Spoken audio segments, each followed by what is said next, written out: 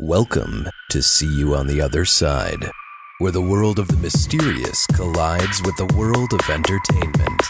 A discussion of art, music, movies, spirituality, the weird, and self-discovery. And now, your hosts, musicians and entertainers who have their own weakness for the weird. Mike and Wendy from the band Sunspot. Charlie, can we play? Huh? That's pretty fun over the weekend when you come back and they have paranormal stuff on like all of the websites. It's top news. Charlie, my goodness. Yeah, it's always great when something, instead of like a boxing match or anything like that, like it was the weekend before, or when the things trending on Twitter have to do with summoning a Mexican demon. That always makes my post-holiday blues go away more quickly. Especially after the long holiday weekend, usually there's all kinds of news in the depressing, normal kind of yeah, right, like seeing. A plane crash or somebody died or, the usual crap. Shootings, yeah. And so it's always nice when you have something weird instead. It is. So did you have a good weekend? A good long weekend, Mike? I did have a pretty good weekend. I mostly relaxed, and then we played on Sunday. We played at Broadfest. That's right, we did. In the pouring rain. It was definitely not our year for weather, but it was still a really fun show, and shockingly, people actually were there, standing in the rain. Yeah, I was watching. I was surprised about that because I don't know if it was. If it was not my band, I don't know if I would have been there. I'd been like, it's a lot nice. But I ran outside that day. I ran a half marathon outside that day in the in the rain, and it was really unpleasant. Yeah, but it wasn't that cold though. I mean, the temperature was warmer than usual. Yeah, I was in the mid 60s, so it wasn't bad. So no, it was. I mean, it was coming down like we were cursed. Yeah. It was coming down like I thought it was going to be the flood. Like I saw somebody with trying to take two of each animal into the Wienermobile at Broadfest. Cats and dogs. Yeah. So no, but it was all right. So that part of it was good, and that was my favorite part of the weekend. I think was performing at Broadfest and giving all those people a little taste of Sunspot in the rain. Yeah, my favorite part too. So, but it's always nice to have a long weekend. Yeah, and I was hoping to see some paranormal stuff too, because on Friday, after I filled in for a band on Friday at Broadfest, and then afterwards I went across the street to actually work on some podcast stuff, and I went to a place called the Wonder Bar in Madison. Oh yeah, the Wonder. I've eaten there before. Yeah, it's a steakhouse now or whatever. So I'm not going to partake in that stuff, but. What? Well, they have other things besides steak there. They do. Too. They do. But, I mean, they also have whiskey, which is what I had when I went. So I went over there to whatever. I was going to get some work. And I was in the corner of it in like the bar area. And now the Wonder Bar has stories of it being a speakeasy back in the 1920s where people could come and get liquor during Prohibition. Now, for anybody international, Prohibition is the decade of the 1920s in the United States where alcohol was made illegal. So that's how gangsters made a lot of their money, by selling illegal alcohol. So the Wonder Bar was one of those places. And they've got little tunnels that go to the lake from the Wonder Bar that the gangsters used to use. That's cool. And so, there's always the story that, Al Capone used to come there. But because Al Capone's from Chicago, and Chicago's just a couple hours away from Madison. But that's any bar that was a speakeasy during Prohibition, or, that was serving illegal alcohol during Prohibition, will say that Al Capone came there. Yeah, that's true. Every bar in Wisconsin is like, Al Capone used to come here during Prohibition, because that's the only gangster name that we all know. And basically what Al Capone did was he bar hopped. Yeah. He went from one bar to the other, and that's all he did. Right. Al Capone, he didn't do any gangster stuff. He just went on a pub crawl in Wisconsin. No. So, I mean, they had the stories of bootleggers and murders and bodies in the tunnels and all those kinds of things that come along with it. So the Wonder Bar is said to be haunted. by some of these people that were murdered during Prohibition. Anyway, the most haunted thing for me was I couldn't pick up any Wi-Fi or LTE signal inside the bar, so I had to leave. So that was spirits. Maybe the spirits were messing with the internet there. I think they were. I think that because the guy was like, "Yeah, Wi-Fi never works in here," and I'm like, "Huh?" And I said, "Is it the ghosts?" And then he's just like, "I don't know." And then like he didn't want to talk to me. Enthusiastic. He knew I was leaving. Maybe we'll have to revisit that place and see if we can catch someone who either knows more about it or is a little more enthusiastic about the history there. I went there a couple of years ago too, and I asked somebody working there, and he's like, "Well, I've been here a bunch of late nights, and I've never seen anything." So I think the Wonder Bar in its present state is not as haunted as maybe it used to be. So okay. I went on a little paranormal investigation over the weekend in addition to our show. So it was very fulfilling for me. Very nice. I eventually just went to the Coliseum bar, and then I just saw a bunch of ghosts of douchebags. Pretty much playing volleyball at that Except place. They weren't ghosts. They weren't ghosts. They were alive and douchey in real life. Man, it was full of them. It was just... Right. Wow. That's lovely. Wow. Thank you for sharing that special moment with us. Okay. So anyway, also, Friday we had our biggest day for downloads of See You on the Other Side podcast ever. Thank you, everybody, for making the podcast more and more successful every month. Thank you. And thanks to the people that we've met through Twitter, too. We've been having lots of conversations with people and meeting some new friends, and that's really fun, meeting people from all over the world, in fact. I mean, people are telling me their stories in direct messages. I'll come out and be like, "Hey, check out I see you're interested in paranormal stuff. Here's something you might like." Cool. And then people will be like, "Oh my God, you got to hear about what happened to me." And so every morning I wake up and there's like a few messages of people like, "Yeah, well, I saw this weird stuff in my house. My sister was possessed." And I'm like, "No, you probably just had a fight with your sister." And it's a real fun thing. So all our new friends and people listening, thank you very much. And a great way to help us out would be to leave a review on good old iTunes. Yeah, that's right. I know, and it seems like when you hear people asking, "Oh, can you leave a review?" It sounds like it would be kind of a hassle, but it's actually really easy if you have the iTunes app on your computer. Yeah. I think you might be able to do it on your phone too, but there's a link on our website, othersidepodcast.com, where it says subscribe in iTunes. Click on it and then open it up in iTunes, and there you will find the leave a review spot. Yeah, and the more reviews you leave, the more fun people that we get to meet on the See You on the Other Side podcast, and we just appreciate that. So, please leave a review because that really helps us out. Yes. Yeah, so thanks. All right. So next. I'd like to ask Charlie, we should be asking Charlie what he thinks of the podcast, or if he'll leave a review himself after this episode. Yeah, it has to be a yes or no question. We can't ask him like questions that require sentences, but yeah, we can ask him if he would leave a review. Yes. Charlie, are you here? Will you leave a review? Okay, so anybody who doesn't know what we're talking about, or if you haven't been at your computer in a couple of days, or obviously it must be a slow news week, because if you go Time Magazine, the Washington Post, the London Guardian, the CNET, MTV, everybody's had stuff about the Charlie game this week. And what is the Charlie game, Mike? Okay, well, this is what people have been doing, is that you take a piece of paper, loose leaf, construction paper, doesn't matter what, piece of paper, and then you make a cross on it. Not like a holy cross. You just cross two lines, and so you have four quadrants, and upper left goes yes, upper right is no, lower left is yes, lower right is no.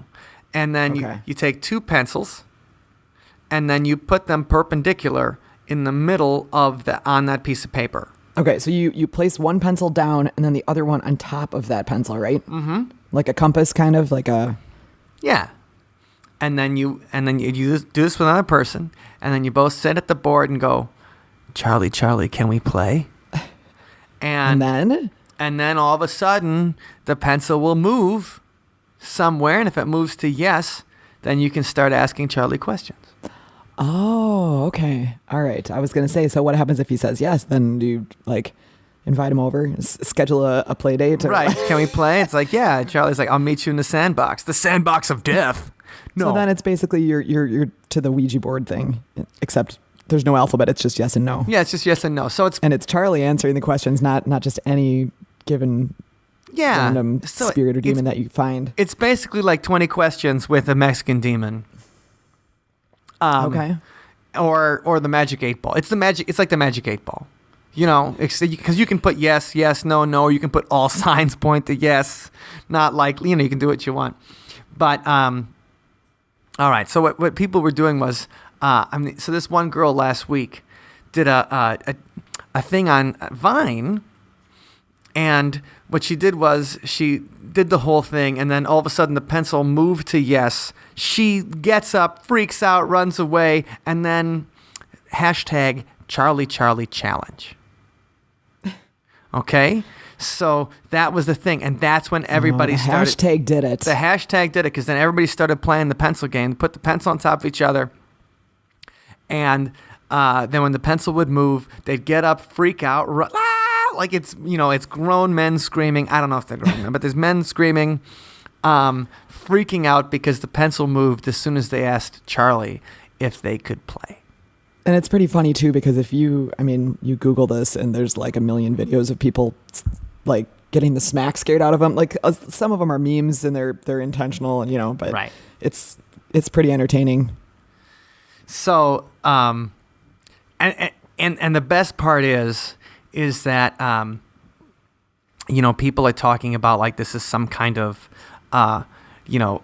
old tradition or things like that, and playing this game, and they're trying to actually summon a spirit and everything, and well, let's get into that, because the real story is not quite as spooky or mystical as the game. So it's the Charlie challenge is pretty fun, and watching people freak out. The real thing is watching people freak out. Go ahead. It's a fact of life. It's hilarious seeing other people get scared. It's such a horrible thing when it happens to you, but seeing it happen to someone else is funny. Well, does that make me a bad person? I think that? No, it doesn't make you a bad person. I don't. Well, whatever it makes you. I don't put value judgments on your opinions, Wendy. So. But everybody seems. That's why these things are popular, is because the humor of seeing somebody, jump up in fear or scream or fall off their chair or whatever it's like the ice bucket. Is. The ice bucket challenge last year. Mm-hmm. You can make a video in 10 seconds of doing something stupid, and then you can post it right away. And so you do it when you're bored, and these teenagers had a day off, and we say teenagers, but I would totally do the Charlie challenge, anytime. But I've got a Ouija board to handle that. Mike, I think what we should do is we should video ourselves doing the Charlie challenge and post it on the show notes. Sure. Which would be at othersidepodcast.com/41. Yes. So we will put videos of us trying the Charlie challenge. I got to see if I have pencils. Oh, yeah. Who has pencils? Right. Pencils. Come on. I have mechanical pencils. Mechanical pencil might work. But it has the little, the pocket holder thing that would keep it from rotating, I would think. Well, not in the middle. Okay, give it a try. We'll give it a try and see what happens. I might have to use whatever pens that I stole. We have. I might have to use pens that I stole from a bank. I'm trying to think of the stuff I have here. I maybe have a couple of pencils. Otherwise, I think the only time I even use pens is to sign checks. And if not that I'm just all cash and checks all the time. Like that's what I do, yo. Cash you just checks. Have the big wad of money you carry around everywhere. Yeah. Oh, speaking of checks, here's something funny, and I wanted to mention this really quick before we get onto some more Charlie stuff. Okay. But okay. Speaking of checks, let's go to my other job at Broad Jam real quick, which is a music company, and I write a little bit of a music newsletter every day, and I find a quote about music that I use. Yesterday, I used a quote from Martin Luther. Martin Luther was the guy that started the Reformation, Protestants. Basically, he started the split from the Catholic Church of the rest of the Christian denominations in Europe in the 1400s. Okay, I used a quote from Martin Luther, and the idea was that he said that, if you don't like music, then you must be in league with the devil. Right? So he writes that kind of thing. And it was just one of those things saying he loves music so much that, you have to, if you don't like music, you must be in league with the devil. Anyway, Somebody emails me this morning and says, I can tell you right now, as a theistic Satanist, that the devil loves music. You couldn't be any more wrong. Awesome. And I'm just like, first of all, I thought it was interesting because we talked about Satanism a lot, and as an atheist thing, like the people don't really believe in Satan, they believe in self-determination. This guy is a theistic Satanist and actually worships the devil, as in believes in the devil. So I don't know, I'd never talked to a theistic Satanist before. Well, there you go. Now we have a resource. Right. So when we actually talk about theistic Satanism, I'm going to get him on the air. I just thought that was interesting, and it just happened to me like an hour and a half ago. So I wanted to make sure I brought that in. And speaking of Satanism, that is what people are saying that the Charlie Charlie game is. Okay. Right? Now, we think of it as a pretty silly game, as like a magic 8-ball with pencils. But the Catholic priest issues urgent warning over dangerous demonic summoning game. Whoa. Yeah, okay. This is it's a Catholic school in Philadelphia. Father Stephen McCarthy appears to have told pupils there was no way of knowing what would happen if they decided to invite a Mexican ghoul into their home. Now, first of all, we know what a ghoul is. A ghoul is something that eats human flesh. And Charlie, there's no reports of him eating anybody so far. Anyway, they misuse that word. Yes, this the Mirror in the UK misused the word. So the letter says there is a dangerous game going around on social media which openly encourages impressionable young people to summon demons. I want to remind you all there is no such thing as innocently playing with demons. Please be sure to not participate and encourage others to avoid participation as well. The problem with opening yourself up to demonic activity is that it opens a window of possibilities which is not easily closed. Okay. So if you go to St. John Newman and Maria Goretti Catholic High School in Philadelphia, you should not be playing the Charlie Charlie Challenge because your priest will be disappointed in you. And, and that kind of, the Exorcist, they play with the Ouija board, and that's their first contact with the demon Pazuzu. So I guess this priest maybe just watched The Exorcist, and he's afraid. Well, he's afraid for those kids. I was going to say, I mean, that does seem like a fair warning for some of the this sort of like the innocent portal to the other side types of games. I mean, this game just seems to me to be more of a kind of like an attention getting kind of funny. Right. It's not like a bunch of kids hovered in a dark room with candles lit and a Ouija board. It's like, yeah, that's how I like to play. They're sitting at their laptop and they've got the webcam on and they're like, let's try to float. But that's not to say that, you couldn't accidentally summon somebody. I don't know. Well, okay. We got a guy named L.A. Marzulli. And this is a little Charlie Charlie challenge from the Christian perspective. And he was writing about it, and this came out, yesterday. And this character, he's like, well, the Bible says in Timothy 4, the Spirit clearly says that in later times, some will abandon the faith and follow deceiving spirits and things talking about demons. And he starts talking about how the hippies left their Christian roots in the 1960s and began to seek the wisdom of the occult in India and the New Age. And so it's no surprise this latest occult activity has overtaken our young people. And here's his warning. Make sure your kids and grandkids understand that by engaging in this quote-unquote game, They are using the same techniques occultists have used for thousands of years. They are opening themselves up to interdimensional entities, i.e., demons, which I believe are the disembodied spirits of the Nephilim destroyed in the flood of Noah. My people perish for lack of knowledge. So, that's... Mike, your voice impression makes it hard to listen to that and not... and not think it's ridiculous? Well, he's saying the demonic is real and the prophetic warning should be heeded to the utmost. Have your kids learn about putting on the armor of God, and if they are confronted with this game, have them rebuke it in the name of Jesus and leave the area. Okay.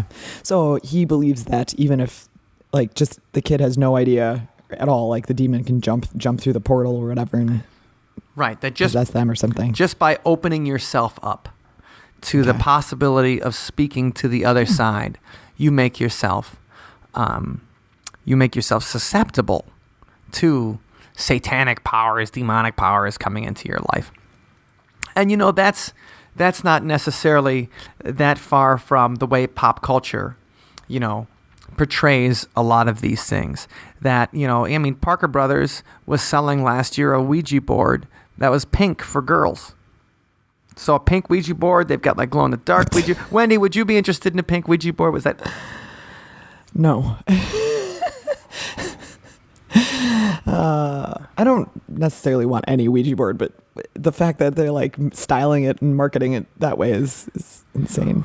Well, I mean, who plays the Ouija? I mean, it's adolescent girls. I mean, yeah, they love it. True. They love. I mean, I remember like sometimes you do it with your guy friends, but most of the time when you do the Ouija board, it'd be at a party with girls, like always. That's like right. For like in 7th and 8th grade, Yep. It would be like, let's bring out the Ouija board and Oh, talk. interesting.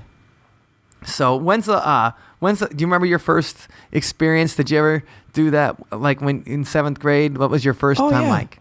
Well, we've talked about this before, that my sister and I, when we were kids, we owned the Parker Brothers Ouija board. I don't remember where it was at somebody's house that we first saw it, but we thought it was so cool and fun, so we got one.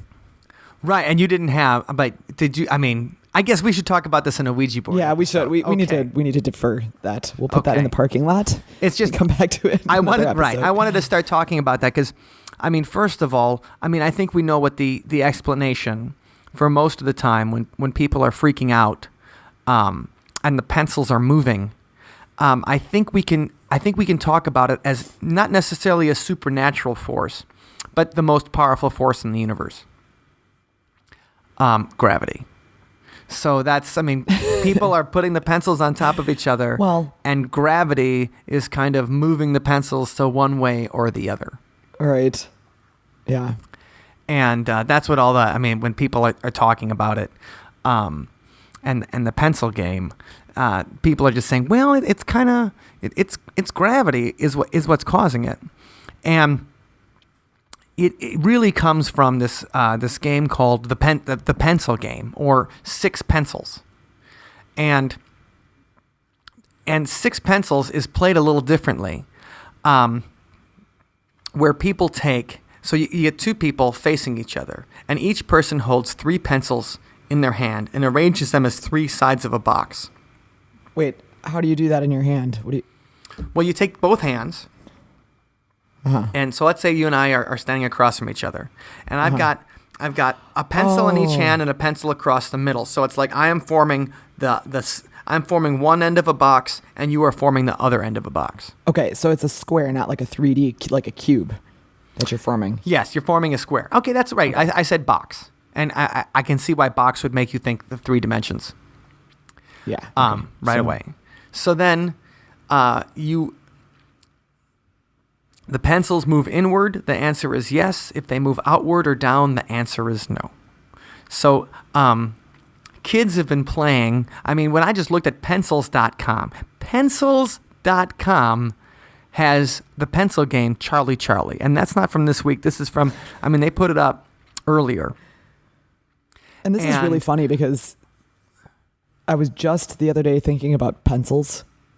I don't even know why, but and how I was like, I wonder if pencil production has just dropped dramatically, because of more modern Sure. pens, and then of course the smartphones and the computers and people doing less writing. Because when we were kids, we had to have like a whole, batch of pencils for Yes, school absolutely. and a sharpener. And I was just thinking the other day, like, wow, I bet the production's way down on that. But now with all this Charlie stuff, maybe the Right. The pencil companies love it. Demand. Like, yeah, can we? I would make a Charlie commercial if I were a pencil company. If I was the number 2 company or whatever. I know. Number 2 is a kind of pencil. It's not the pencil company. But if I was a pencil company, I would be encouraging people to play the Charlie game. I would make my own. And I'd be like, the only way you can summon demons is with our pencils. All right. So when people play the game, it's the thing is you got these pencils in your hand and they're loose and everything. And well, they're just moving around, You're trying to hold something steady and you can't always do that. And you're trying to hold your hand in one position with a partner and things will move. And, they play this in Mexico, and I've seen a whole bunch of comments from people who are Mexican, like, "Oh yeah, the pencils game," and it's not necessarily a demon. I mean, I think the people are just saying that it's a Mexican demon because first of all, the game started in Mexico, that game is, played a lot down there. But the idea is, if you were trying to contact somebody actually Mexican, it wouldn't be Charlie. You wouldn't be like, Charlie's not a Mexican name. It'd be like Carlito, is what you'd say, or Carlos. It would not be Charlie. And so that's funny. So that's the funny thing about it. So Yeah. So and traditionally now the idea of where Charlie came from, and this is kind of sad, is that kids were saying, and this is actually, that back in 2010, I found a Yahoo Answers about it, where they're like, well, yeah, Charlie's the spirit of abused child. Oh, that's terrible. Who ended up committing suicide.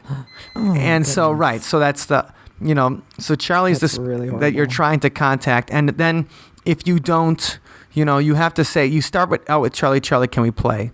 And then to end the game, you have to say, Charlie, can we stop? And you have to drop the pencils. And if you don't He say says no, and if you don't say, Charlie, can we stop? Well, he stays with you. Charlie will hang out with you. And What so if he says no when you ask him if we can stop? I keep asking haven't questions? some people, I haven't encountered the people with Charlie said no, or they didn't drop the pencils. But they recommend on pencils.com, it says don't try this with children who are prone to nightmares or kids with the kind of imaginations that'll have them see Charlie's ghost in their closet until they're 18. So this is kind of an older kind of game that people have been playing, and it's been around for a while, and there's nothing particularly demonic about it. It's just they're trying to contact this spirit of and kids will always, add something, they'll add a ghost and what I think is interesting is that, like Charlie's why would a ghost of an abused child be more likely to answer your questions about the Right. future? He just happens to be an expert. Right. Like, why would, and I just think that's interesting. It's just because he's talking to you for the other side. And I think that's one of the, when you explain it and you explain gravity and, why are teenagers particularly interested in these kind of games? And I want to start talking about some of these other games and their expression in pop culture next. Like now that we've kind of talked about the Charlie game, like why do teenagers love paranormal things? They really do. Like I loved They it. sure do. I still love it. But when why do teens love paranormal things? And there's a good article about this, and actually at fusion.com they talk to a scientist, like a neuroscientist, who Steven Schlotzman. He's a professor of psychiatry at Harvard Medical School, and why the teenage brain so readily embraces spooky stuff. And he talks about, quote, "You hit this adolescent stage and it's exciting because suddenly the world is full of conflicting ideas, whereas before it's straightforward." So your brain starts changing when you get into adolescence. Obviously, your brain starts changing, but it's how your brain is changing. So for the first time, their brain is allowing them to think about the way they think. As your brain gets bigger, you're able to hold on to multiple ideas at the same time, which is actually one of the definitions of the adolescent brain, this idea of recursive thinking and your ability to say, I know that he knows that she knows. So before adolescence, they're more egocentric and you can't see things from other people's perspective. But when you get into adolescence, as your mind starts shifting, as you start learning about how other people are thinking, then you start thinking, well, maybe ghosts are real. Maybe that voice I heard in the middle of the night wasn't just the house settling. That's some of the things that he says. And they want to feel danger without actually being in danger. And the supernatural offers them a way to do something dangerous to get them in that without actually being in a fight or flight situation.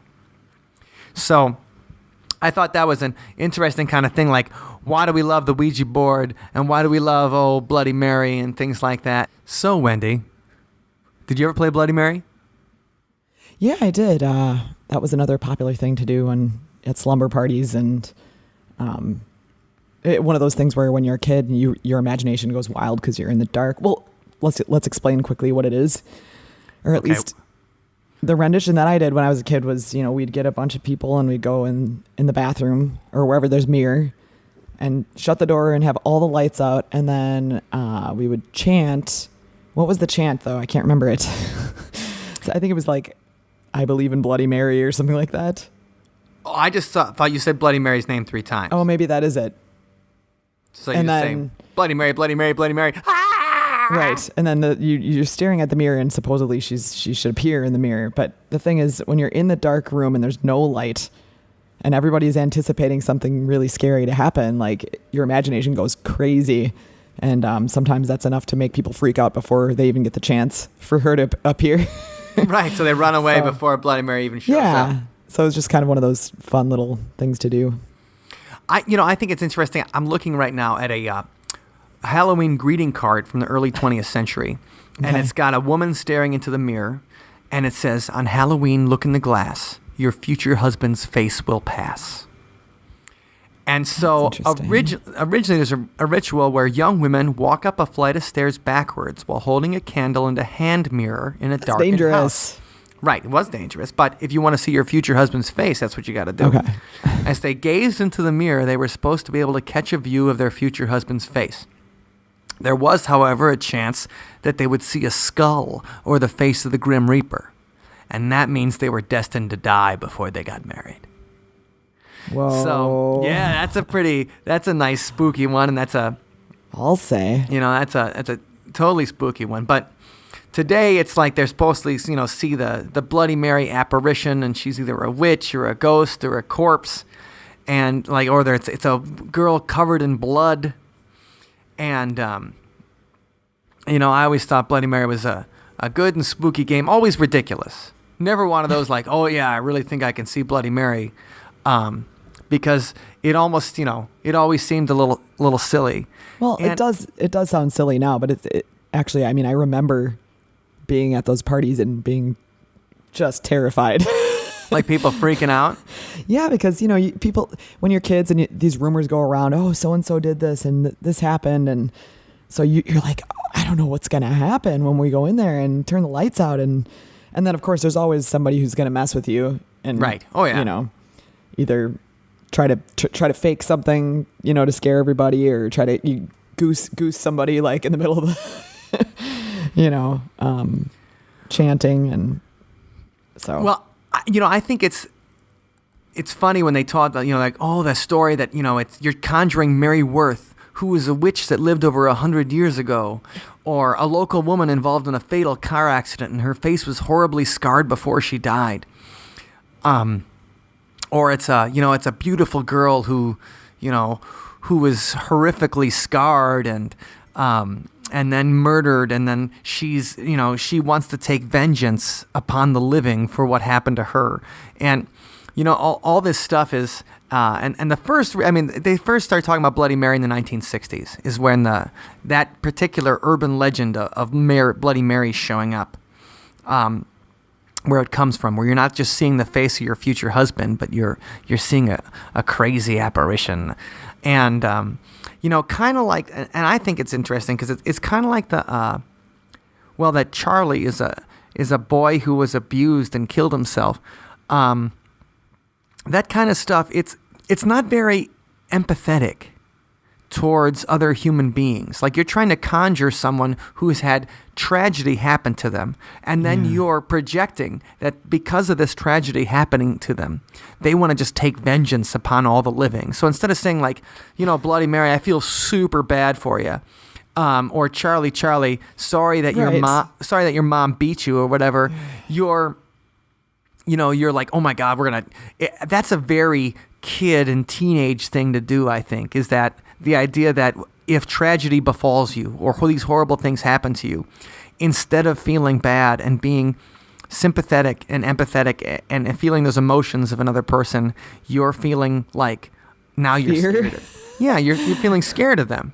You're feeling like really sad. The only way to react to tragedy is through vengeance. And I think that's a particularly teenage kind of thing for people to feel.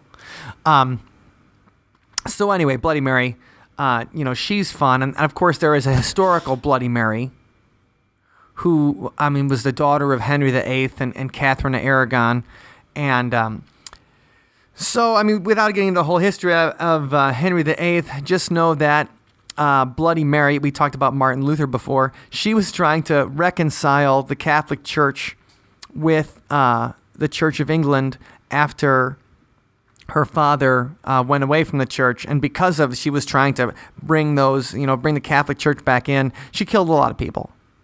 And so it's just part of those religious wars of the Middle Ages, and Queen Mary killed a lot of people, and so she was known as Bloody Mary in that whole specific thing.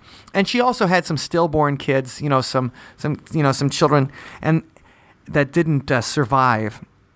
And that's why in some of the Bloody Mary rituals, it's like, Bloody Mary, I stole your baby, goes with the chant. It's so horrible. Yes. And, these are teenage girls singing, Bloody Mary, I stole your baby. And that's why she shows up, because she's trying to get back at them for having those kind of things happen to herself. We also have, in Japanese urban legends, a woman coming back as a malicious spirit. The Kukisaki Onna, the slit-mouthed woman. Nice, Mike. I don't know if I'm saying that right, or Kushisaka Onna. And, that's something that like spread panic, because children walking alone at night may encounter a woman wearing a surgical mask. And that's not that weird in Japan, because people wear surgical masks all the time, like on public transportation, or because they don't want to spread colds and things like that. Mm-hmm. The woman will stop that child and ask, am I pretty? If the child answers no, the child is killed with a pair of scissors, which the woman carries. If the child answers yes, the woman pulls away the mask, revealing that her mouth is slit from ear to ear, and asks, how about now?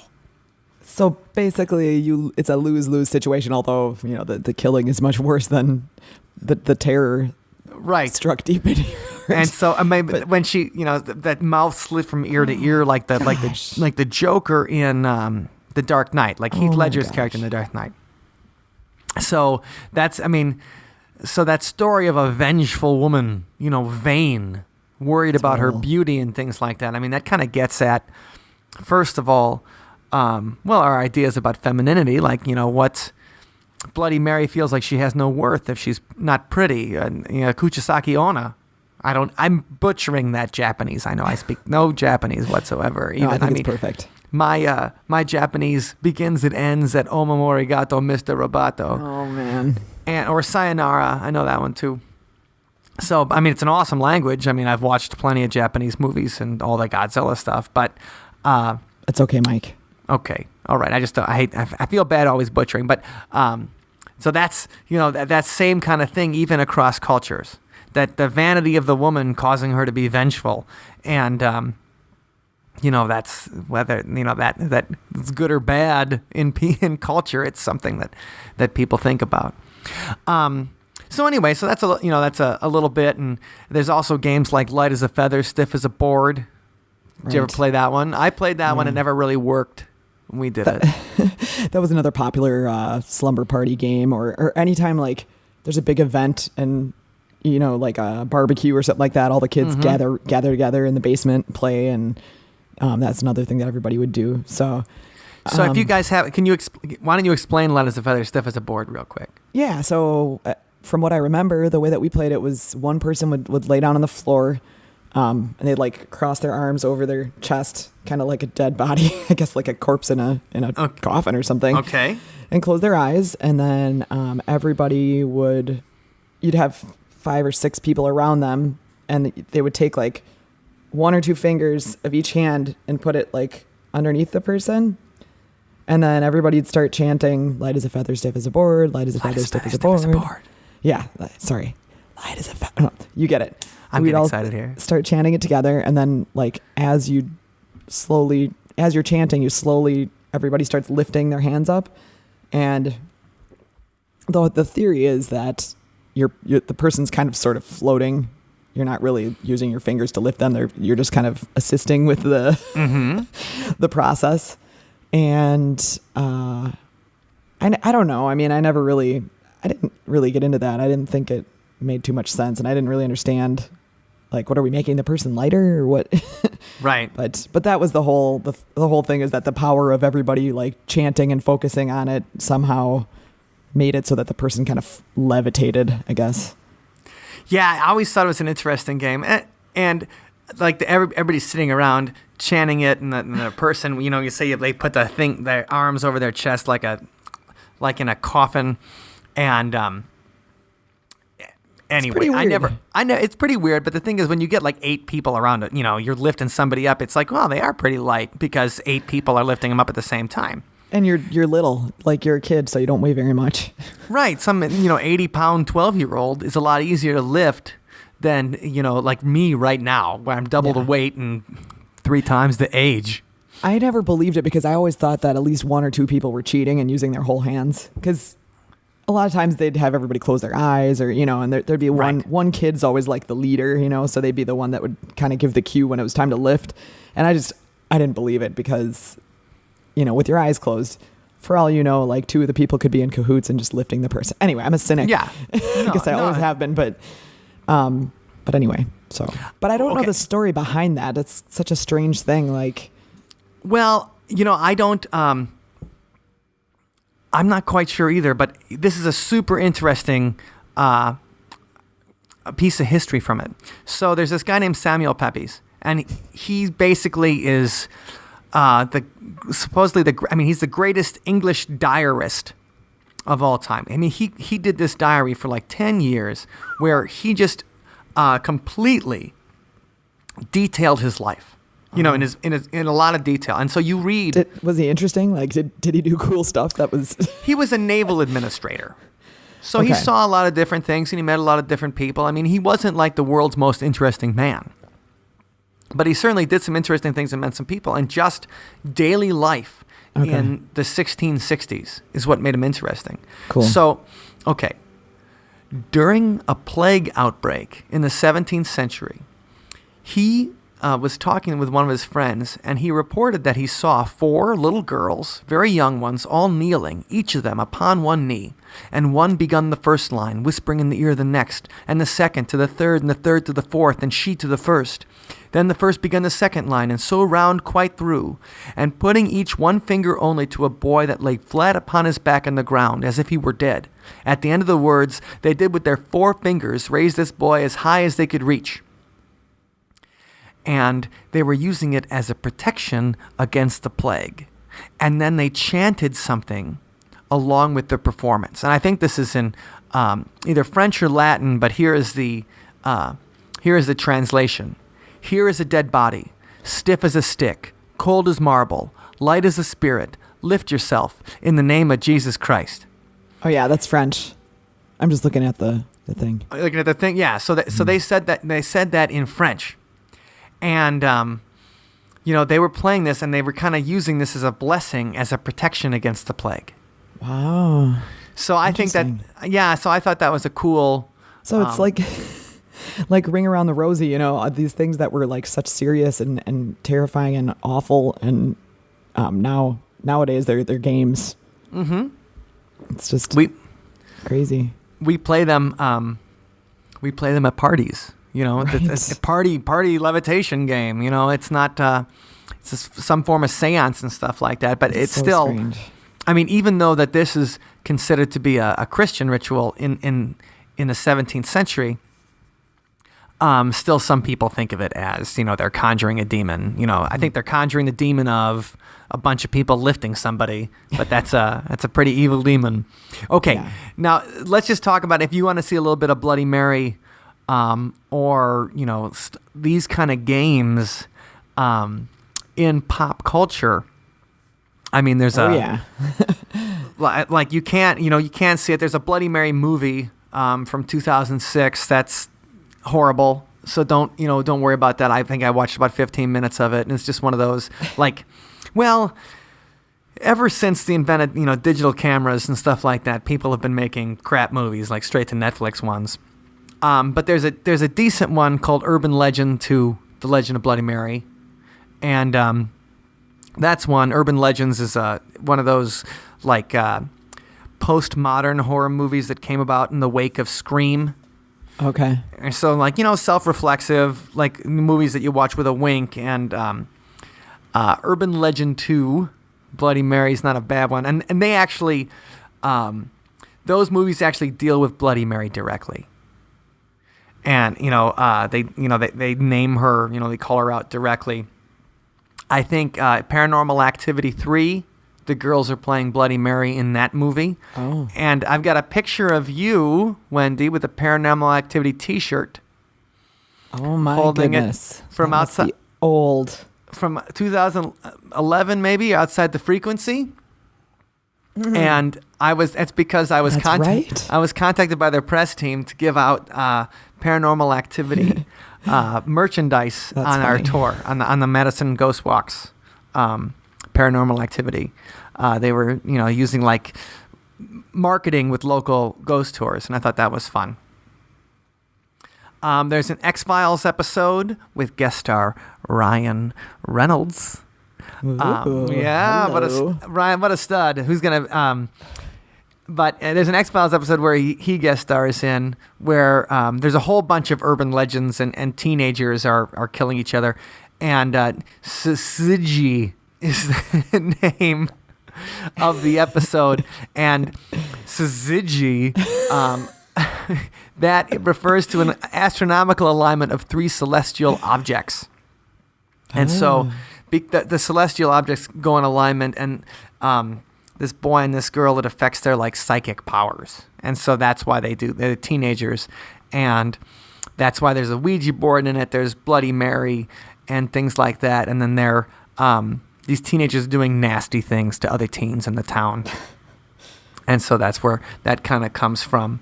I think one of the most direct inspirations of Bloody Mary that's been really successful is the Candyman. Did you ever see the Candyman, Wendy? Yeah, that movie's pretty scary. Yeah, it's totally scary. And that's kind of based on the Bloody Mary legend. I mean, Clive Barker made it up in a story called The Forbidden from his anthology, The Books of Blood. And so, the Candyman Candyman's a tall, black guy with a hook for a hand. Right. And, he's terrifying, and but he's also very smart, and he's very well spoken. And the whole story behind the Candyman is that in Chicago in the late 19th century, he was a painter, and he would paint he would paint people's portraits, and he's painting this woman's portrait, a white woman. They fall in love, and the woman's father comes after him. The woman's father cuts off his hand and then pours honey all over him, and he gets stung to death by bees. Oh my goodness, that's nasty. Right. And so then That's really gross. that's why they call him the Candyman, because he's so sweet. Because he's got the honey, over his body. And, that was an interesting movie, too, because they made it an urban legend of a Chicago housing project, Cabrini Green. Right. A famous housing project of being also, like one of the toughest and, crime, a lot of crime. Dangerous. And it was kind of that was a cool movie because, number one, it also was showing, it was just, the urban legend was created for the movie or anything like that. But it was showing it from a different perspective in that, you have like an African-American, that they were using an urban legend and a lot of African-Americans in the cast and also an African-American lead actor as the murderer. Because in everything else, Freddy Krueger and Jason Voorhees and all these other slashers were white guys. So it was kind of, white guys terrorizing suburban kids. And so I think it was fun to bring it and bring in a different culture and stuff like that into the slasher movies. And so you conjured the Candyman by standing in the mirror, turning the lights off and saying Candyman 5 times. And then he would show up, and that's the urban legend behind the Candyman, which is obviously as Bloody Mary as you can get. So that's probably the most popular thing based on the Bloody Mary legend. And South Park has an episode where they conjure up, instead of Bloody Mary, they conjure up Notorious B.I.G. You say Biggie Smalls in the mirror 3 times, and Biggie Smalls shows up. Nice. Yeah, and good old South Park. Yeah, good old South Park. And then on the opposite end, we have Beetlejuice. And so if you guys haven't seen Beetlejuice is a bioexorcist, that he is a ghost that gets rid of living people for other ghosts. So let's say you're haunting a house and you want the people who are living in your house to go away. You hire Beetlejuice to get rid of the living people. And you conjure up Beetlejuice by saying his name 3 times. Beetlejuice, Beetlejuice, Beetlejuice. And then Michael Keaton shows up at your house. Hey, baby. And, our guitar player, Ben, man, he loved that movie, Beetlejuice. Yeah, that's a great movie. It's a classic. And they're working on a second one. Yep. Oh, Winona Ryder, back when she was so, she's so young. And then the thing is, I always think of Winona Ryder as Lydia from Beetlejuice, or, I think of her as from Heathers or all these movies. And then when you see the first rebooted Star Trek movie, Winona Ryder plays Spock's mom. And all of a sudden, I'm like, oh, my God, Winona Ryder. Like, you're always 20 years old to me. And now, she's got kind of gray hair. And you're like, Winona Ryder's getting old. Holy crap. The movie stars kind of get frozen in time in your mind. Right. So, I always think of Winona Ryder as, Lydia and this goth, everybody's favorite goth from the 1980s. Besides Robert Downey Jr. in Back to School. He plays a great goth in that movie, too. But anyway, Beetlejuice is another thing based on you're conjuring a spirit to show up, just like Charlie, just like Bloody Mary, just like the Candyman, and just like the Notorious B.I.G. Yes, that's right. So anyway, that's just a little history. If you were wondering all about Charlie, that's Charlie through the ages, and the different games that people played throughout time. And a little bit of history for you today before we come to today's song. Alrighty. So here's Sunspot's version of Charlie. Charlie, can we play?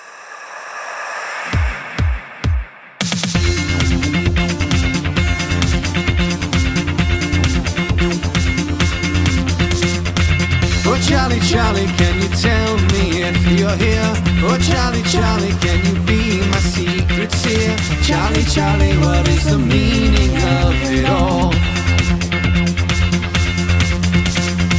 Oh, Charlie, what am I deserving of?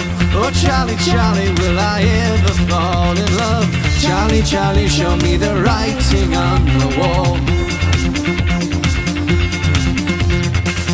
Are you an angel? Are you the devil? Or are you just a soul who got lost along the way? A little game with the great unknown.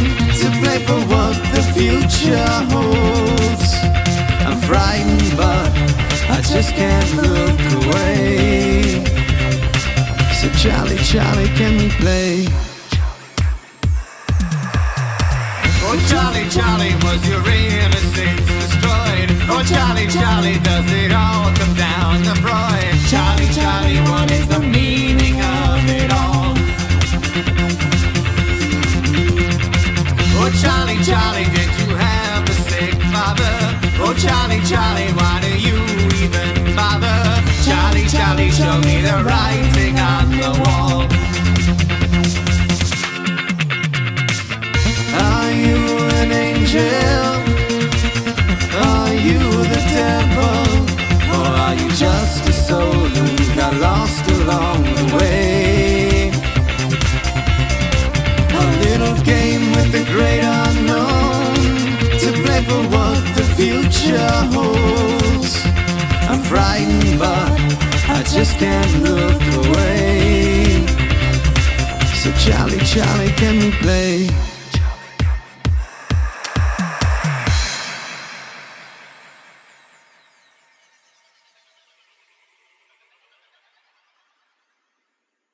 Thank you for listening to today's episode. You can find us online at othersidepodcast.com. Until next time, see you on the other side.